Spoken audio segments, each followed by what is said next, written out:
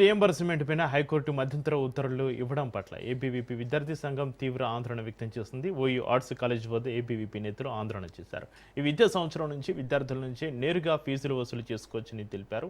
Private కాలేజీలకు court అనుమతి ఇవ్వడంతో పేద విద్యార్థులు ఉన్నత విద్యకు దూరమయ్యే ప్రమాదం ఉందని ఏబీవీపీ విద్యార్థి నేతలు ఆరోపించారు.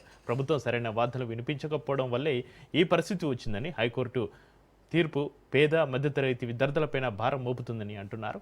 ఈ తీర్పును రద్దు చేసి ప్రభుత్వం వెంటనే బకాయిలను విడుదల చేయాలని ఏబీవీపీ డిమాండ్ చేసింది. ప్రభుత్వం స్పందించకుంటే రాష్ట్ర వ్యాప్తంగా ఉద్యమానికి శ్రీకారం చుడతామని హెచ్చరించారు. విద్యార్థి పరిషత్ రేవంత్ రెడ్డి ప్రభుత్వానికి ఒకటే చెప్పబోతుంది, నీ యొక్క ప్రభుత్వం మీద యుద్ధానికి శ్రీకారం చుట్టబోతున్నామని ఏబీవీపీ నుండి పిలుపునిస్తున్నాం.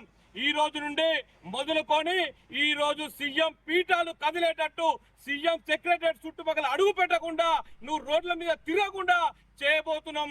ఖబర్దార్ రేవంత్ రెడ్డి అని అఖిల భారతీయ విద్యార్థి పరిషత్ తెలియజేస్తున్నాం.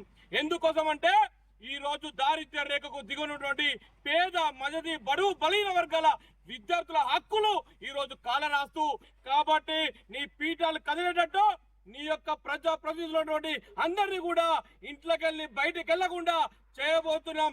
ఖబర్దార్ రేవంత్ రెడ్డి అని తెలియజేస్తున్నాం.